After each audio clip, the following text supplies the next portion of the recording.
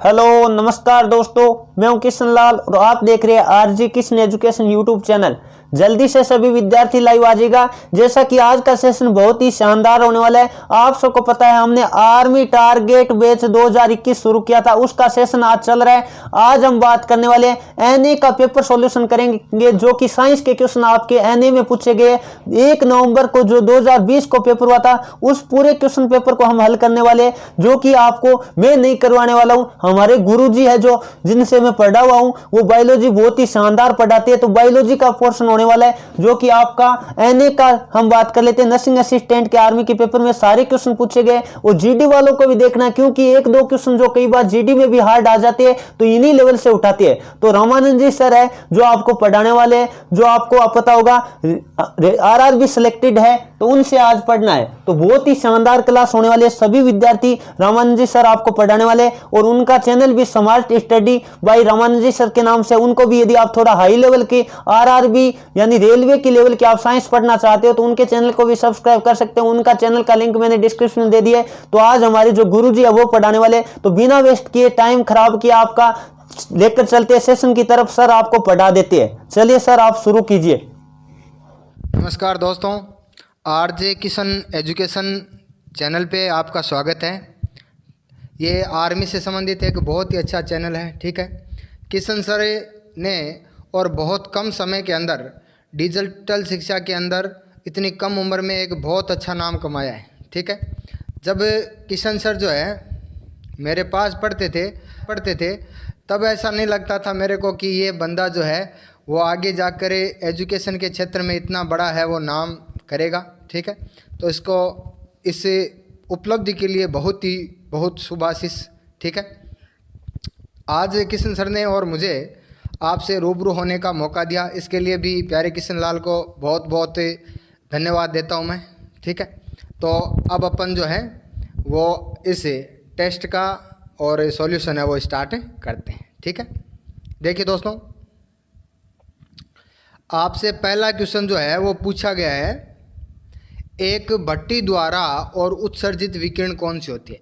एक भट्टी द्वारा कौन सी और विकिरण उत्सर्जित होती है। देखिए एक बहुत ही अच्छा सा क्वेश्चन आता है कि सिकाई में, किसमें, सिकाई के अंदर, यानी कोई भी रोगी होता है उसकी सिकाई करने के लिए कौन सी विकिरण काम में ली जाती है। या एक और अच्छा क्वेश्चन आता है कि टीवी के रिमोट के अंदर है वो कौन सी विकिरण काम में ली जाती है, या भट्टी के द्वारा उसे। इन तीनों क्वेश्चनों का जो जवाब हो जाएगा वो क्या हो जाएगा, अवरक्त तरंगे, ठीक है।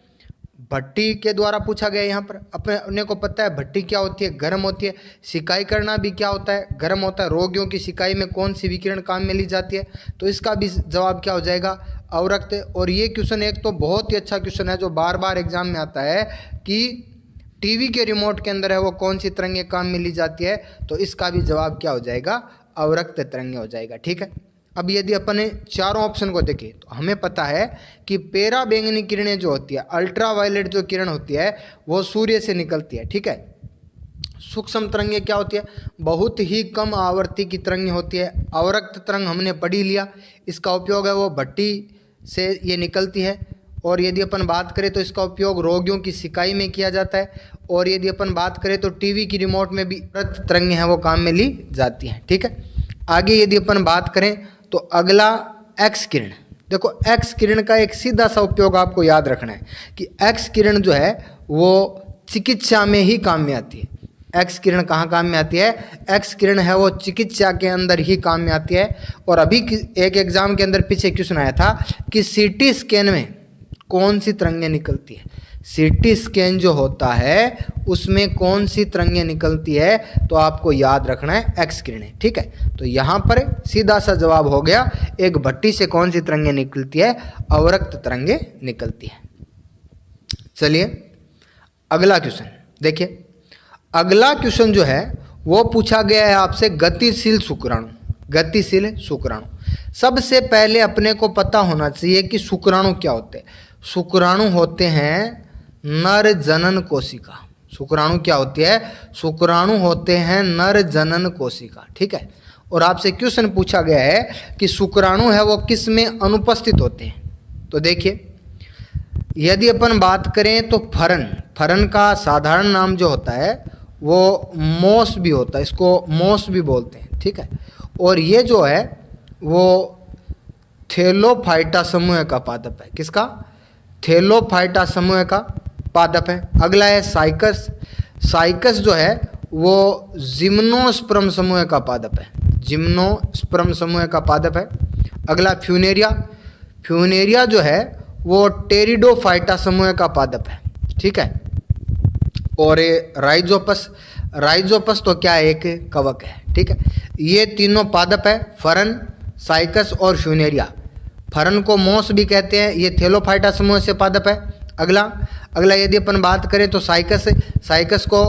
साइकस जो है वो जिम्नोस्पर्म से संबंधित है और फ्यूनेरिया है वो टेरिडोफाइटा से संबंधित है। अगला है राइजोपस।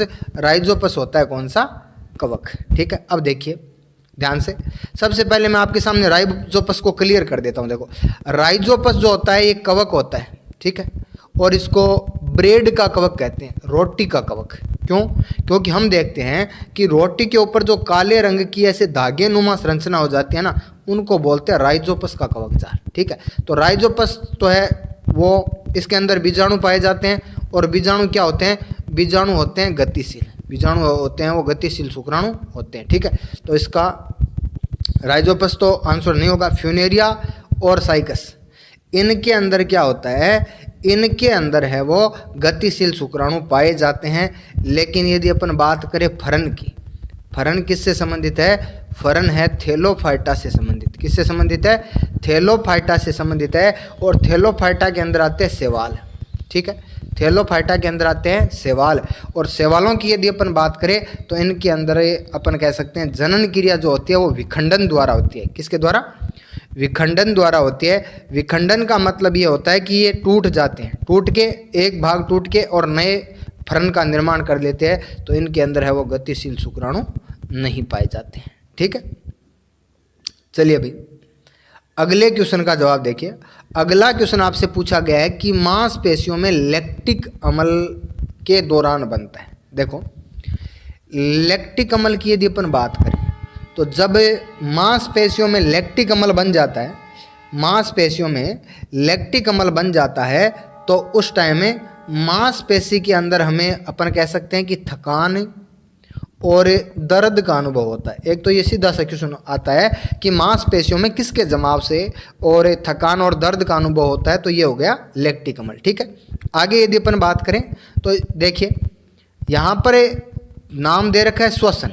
दो शब्द होते हैं, देखो, एक तो होता है श्वसन, एक तो होता है श्वसन और एक होता है श्वासन, ठीक है। एक होता है श्वसन और एक होता है श्वासन। देखो क्या फर्क होता है, ठीक है। श्वासन का मतलब ये होता है कि O2 लेना और CO2 छोड़ देना, ये होता है श्वासन, जिसको हम साधारण भाषा में बोलते हैं सांस, ठीक है। और श्वसन का मतलब ये होता है कोशिका के अंदर ATP यानी ऊर्जा का निर्माण होना। कोशिका के अंदर है वो ऑक्सीजन के द्वारा ग्लूकोज के दहन से ऊर्जा का निर्माण जो होता है वो होता है श्वसन, ठीक है। और ऑक्सीजन लेना, कार्बन डाइऑक्साइड छोड़ना क्या होता है? श्वासन। अब देखिए ऑप्शन पे जाइए, लैक्टिक अम्ल, अवायवीय कोशिकीय श्वसन, आंतर कोशिकीय श्वसन या वायवीय कोशिकीय श्वसन या श्वसन। देखिए, ठीक है। देखिए वायवीय कोशिकीय श्वसन तो होता है O2 लेना और CO2 छोड़ना, तो इसका तो कोई मतलब नहीं है, ठीक है। श्वसन जब होगा तो ATP बनेगी, तो अपन कह सकते हैं कि लगातार ऊर्जा मिलेगी, तो अपने को लैक्टिक अम्ल का जमाव नहीं होगा, ठीक है। आंतर कोशिकीय श्वसन और श्वसन एक ही बात है, तो इसका सही जवाब हो जाएगा अवायवीय श्वसन। यानी अवायवीय श्वसन जब होता है तो कोशिका के अंदर लैक्टिक अम्ल, मांसपेशी के अंदर लैक्टिक अम्ल का जमा होता है, जिससे हमें थकान महसूस होती है, मांसपेशी में दर्द का और थकान का अनुभव होता है, ठीक है। चलिए भाई अगले क्वेश्चन का आप जवाब दीजिए। अगला क्वेश्चन है जातिवृत्त प्राणी का और वर्गीकरण किसके द्वारा किया गया था, ठीक है। देखिए भाई सबसे पहले हमें पूछा गया है जातिवृत्त प्राणी, ठीक है। देखिए एक नाम आपने सुना होगा द्विनाम पद्धति, द्विनाम पद्धति, ठीक है। द्विनाम पद्धति के अंदर क्या होता है? दो नाम होते हैं, पहला होता है वंश का और दूसरा होता है जाति का, ठीक है। यानी जात, यहाँ पर क्वेश्चन क्या पूछा गया, क्वेश्चन यही पूछा गया आपसे कि जाति को आधार मानकर वर्गीकरण किसने दिया था, ठीक है। और द्विनाम पद्धति है वो दी थी कैरोलस लीनियस ने, ठीक है। द्विनाम पद्धति में दो नाम होते हैं, एक पहला वंश का होता है, दूसरा जाति का। सीधा क्वेश्चन आपसे एग्जाम में ये भी बहुत बार पूछा जाता है कि द्विनाम पद्धति में पहला अक्षर किसका होता है और दूसरा किसका होता है, ठीक है। तो जाति के आधार पर वर्गीकरण किसने किया था, कैरोलस लीनियस ने किया था। जाति के आधार पर वर्गीकरण किसने किया था, कैरोलस लीनियस ने किया था। और कैरोलस लीनियस को वर्गीकरण का जनक, कैरोलस लीनियस को क्या कहा जाता है, कैरोलस लीनियस को कहा जाता है वर्गीकरण का जनक। तो जाति वृत्ति प्राणी प्रणाली के आधार पर और वर्गीकरण किसने किया था, वो किया था कैरोलस लीनियस ने, ठीक है। चलिए भाई अगले क्वेश्चन का आप जवाब दीजिए। अगला क्वेश्चन है कि एक हृदय के मरीज को पेसमेकर उपलब्ध कराने की जो विधि होती है या विषय होता है वो किससे जुड़ा होता है, ठीक है। सबसे पहले यदि अपन बात करें पेसमेकर की, तो पेसमेकर को बोलते हैं हृदय का हृदय। क्या बोलते हैं, हृदय का हृदय। पेसमेकर को बोलते हैं हृदय का हृदय, ठीक है। इसका काम होता है हृदय की धड़कन को नियंत्रित करना, इसका काम होता है हृदय की धड़कन को नियंत्रित करना, ठीक है। अब देखिए, अब ये कह रहा है कि हृदय के मरीज को पेसमेकर, यानी हृदय का मरीज कौन हुआ, जिसके हृदय की जो धड़कन है वो या तो कम हो रही है, ठीक है, या हृदय की धड़कन बढ़ रही है, तो उसको नियंत्रित करने के लिए एक उपकरण काम में लिया जा रहा है, ठीक है। और वो किस विषय से जुड़ा हुआ है, सीधी सी बात है। देखो, यदि हम किसी भी चीज़ का नवीनीकरण कर रहे हैं तो उसमें इंजीनियरिंग काम में ली जाती है, ठीक है। और अभियांत्रिकी का मतलब है, इंग्लिश में इंजीनियरिंग होता है, हिंदी में अभियांत्रिकी होता है, ठीक है। तो इसका सही जवाब हो जाएगा जीव चिकित्सा अभियांत्रिकी, ठीक है। इसका सही जवाब हो जाएगा जीव चिकित्सा अभियांत्रिकी, ठीक है। चलिए भाई अगला क्वेश्चन है, अगला क्वेश्चन आपसे है कि कोशिका की ऊर्जा मुद्रा क्या है। कोशिका की ऊर्जा मुद्रा क्या है, देखो हमारे शरीर में जाता है ग्लूकोज, खाना खाते हैं, कार्बोहाइड्रेट लेते हैं, ग्लूकोज, और जब इसका ऑक्सीकरण होता है, ठीक है, इसका ऑक्सीकरण होता है तब ऊर्जा बनती है किसके रूप में, एटीपी के रूप में, ठीक है। किसके रूप में, एटीपी के रूप में। और एटीपी के रूप में ऊर्जा कहाँ बनती है, माइटोकॉन्ड्रिया के अंदर, माइटोकॉन्ड्रिया के अंदर। और इसी कारण माइटोकॉन्ड्रिया को कोशिका का शक्ति घर, कोशिका का बिजली घर, कोशिका का ईंधन घर, ठीक है, कहते हैं ना। तो ये एटीपी हो जाएगी, इसका सही जवाब है। और एटीपी का पूरा नाम होता है adenosine triphosphate, adenosine triphosphate, adenosine triphosphate, ठीक है। तो आपको इसका नाम याद रख लेना। एटीपी एग्जाम में बहुत बार क्वेश्चन पूछा जाता है कि एटीपी का निर्माण कहाँ होता है, तो एटीपी का निर्माण होता है माइटोकॉन्ड्रिया के अंदर, ठीक है। चलिए भाई अगला क्वेश्चन है पाश्चुरीकरण तकनीक क्या है।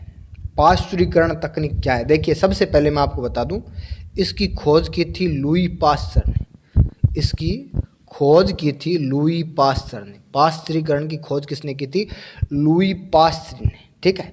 अब यदि अपन बात करें तो पाश्चुरीकरण होता है किण्वन। किण्वन आप कह सकते हो कि दूध से दही बनना क्या होता है, किण्वन होता है। दूध से दही बनना क्या होता है, किण्वन होता है। या अंगूर से शराब बनाते हैं वो क्या होता है, किण्वन होता है, ठीक है। ये किण्वन जो होती है वो एक रासायनिक अभिक्रिया होती है। किण्वन क्या होती है कि रासायनिक अभिक्रिया होती है, रासायनिक परिवर्तन होता है, ठीक है। तो आप कह सकते हो पाश्चुरीकरण क्या होता है, पाश्चुरीकरण होता है किण्वन, दूध से दही बनना, ठीक है। या अपन कह सकते हैं अंगूर से शराब का बनना, ये सारे क्या होते हैं, पाश्चुरीकरण होते हैं। चलिए भाई अगली यदि अपन बात करें तो आपसे पूछा गया है कि सार्कोलेमा झिल्ली जो है वो किसको ढकती है। सार्कोलेमा जो झिल्ली होती है वो किसको ढकती है, तो इसका सही जवाब हो जाएगा मांसपेशी। क्या है, मांसपेशी। आपसे यदि एग्जाम में एक क्वेश्चन और भी अच्छा पूछा जाता है कि सार्कोमियर तंतु कहाँ पाए जाते हैं, सार्कोमियर तंतु जो होते हैं वो कहाँ पाए जाते हैं, तो सार्कोमियर तंतु है वो भी कहाँ पाए जाते हैं, मांसपेशी के अंदर, ठीक है, मांसपेशी फाइबर, ठीक है। तो सार्कोमियर को है वो ढकता कौन है, सार्कोलेमा। चलिए भाई अगला क्वेश्चन है, अगला क्वेश्चन है वर्गीकरण से संबंधित जीव विज्ञान की शाखा किस नाम से जानी जाती है? वर्गीकरण से संबंधित जीव विज्ञान की शाखा है वो किससे नाम से जानी जाती है? देखिए, वर्गीकरण का मतलब होता है क्लासिफिकेशन, ठीक है।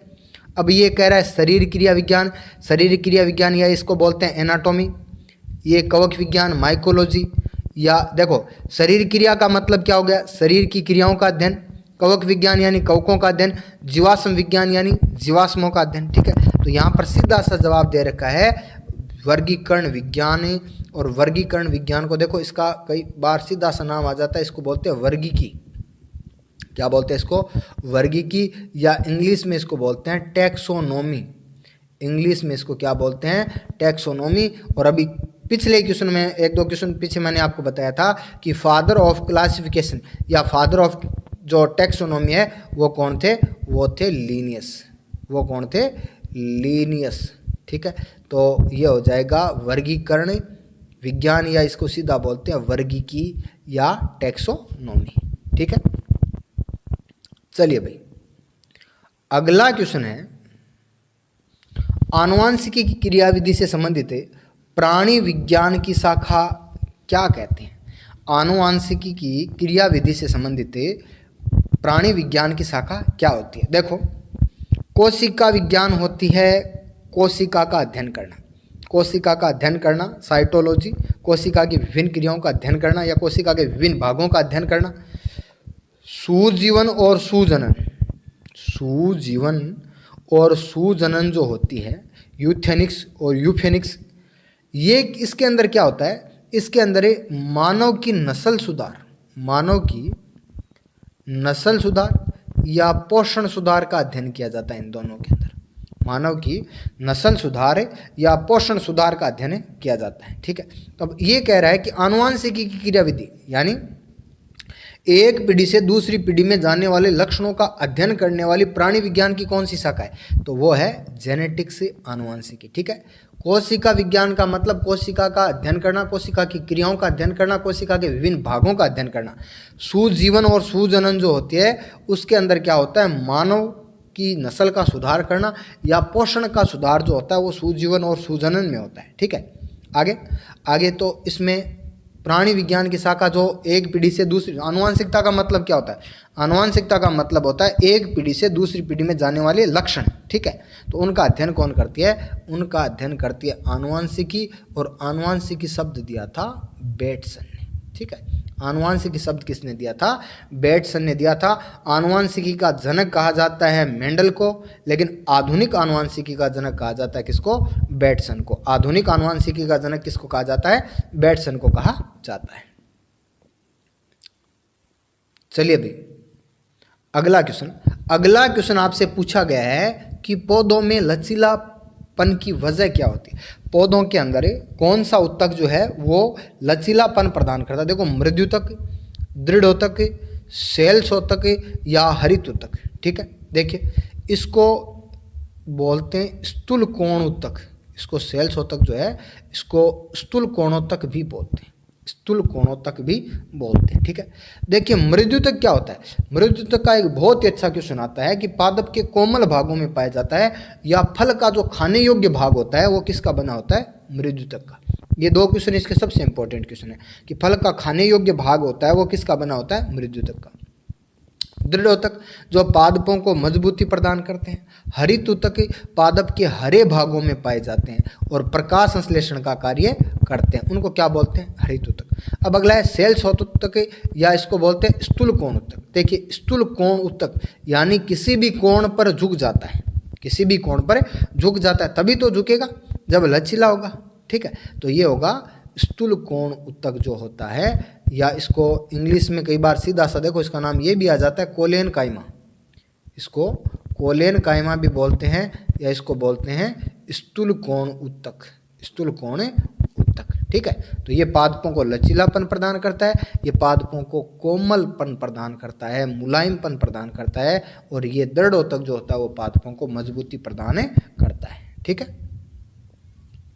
चलिए भाई, अगला क्वेश्चन आपसे पूछा गया है कि अंडे के अंदर निषेचन वाले स्थान को कहते हैं। अंडे के अंदर निषेचन वाले स्थान को कहते हैं। देखिए अंडा जहाँ शब्द आया इसका मतलब आप समझ गए कि ये मादा से संबंधित है। ये किससे संबंधित है? मादा से संबंधित है। ठीक है, तो अब यदि अपन बात करें इसके ऑप्शनों की, तो प्रागकोश और प्रागनलिका ये जो होते हैं वो नर जनन अंग के भाग होते हैं। प्रागकोश और प्रागनलिका जो होती है वो नर जनन अंग के भाग होते हैं। ठीक है, वर्तिकाग्र, वर्तिकाग्र जो होता है वो मादा जनन अंग का अग्रभाग होता है, जहां से अपन कह सकते हैं कि प्रागकणों को ग्रहण किया जाता है, नहीं कि निषेचन होता है।